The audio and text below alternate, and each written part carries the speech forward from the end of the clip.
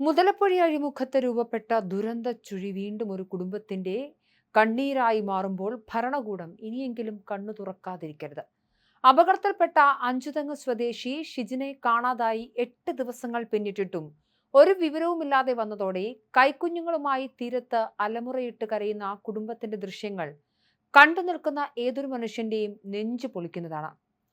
ഭാര്യ സ്റ്റിജിയും ഹൃദയ സംബന്ധമായ അസുഖബാധിതനായ 4 വയസ്സുകാരൻ എബ്രിനും 2 വയസ്സുകാരനായ റാഫേലും അടങ്ങുന്ന കുടുംബം കോസ്റ്റൽ പോലീസ് സ്റ്റേഷന് മുന്നിൽ നടത്തിയ കുത്തിയിരിപ്പ് സമരം സർക്കാരിന്റെയും സുരക്ഷാ സംവിധാനങ്ങളുടെയും മുഖത്തേറ്റ അടിയാണ്.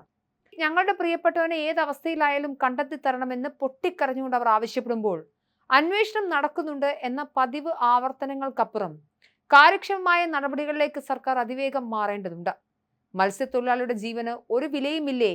എത്രനാൾ ഞങ്ങൾ ഇങ്ങനെ കാത്തിരിക്കണം എന്ന് നെഞ്ചത്തടിച്ചു കരയുന്ന സിജിയുടെ ചോദ്യങ്ങൾക്ക് ഉത്തരം നൽകാൻ ഭരണകൂടത്തിന് ബാധ്യതയുണ്ട്.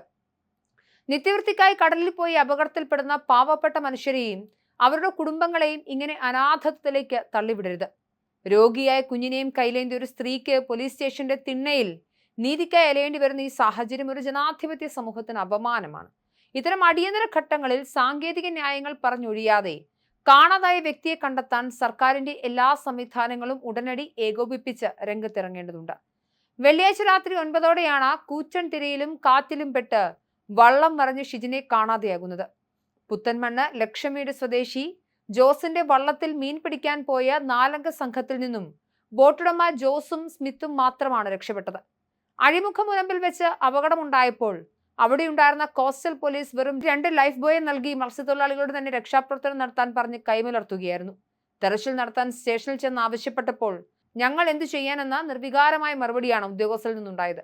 കടലിലിറങ്ങാൻ ആവശ്യമായ ലൈഫ് ഗാർഡുകളോ രക്ഷാബോട്ടുകളോ ഞങ്ങൾക്കില്ലെന്ന് ന്യായീകരണമാണ് കോസ്റ്റൽ പോലീസ് നിരത്തിയത്. സജ്ജീകരണങ്ങളില്ലാത്ത ഇത്തരം സുരക്ഷാ കേന്ദ്രങ്ങൾ കൊണ്ട് തീരദേശവാസികൾക്ക് എന്ത് പ്രയോജനമാണുള്ളതെന്നും ചോദ്യം ശക്തമാകുന്നു.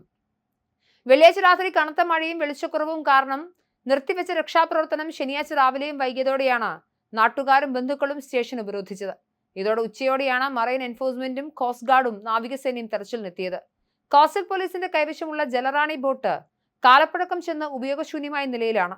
പ്രതിഷേധം കനത്തതോടെ മന്ത്രി CP ജോൺ ഉൾപ്പെടെയുള്ളവർ സ്ഥലത്തെത്തുകയും MLA ഇടപെട്ട് മുഖ്യമന്ത്രിയുമായി സംസാരിക്കുകയും ചെയ്തെങ്കിലും വാഗ്ദാനങ്ങളല്ലാതെ കൃത്യമായ ഏകോപനം ഇപ്പോഴും ഉണ്ടാകുന്നില്ല.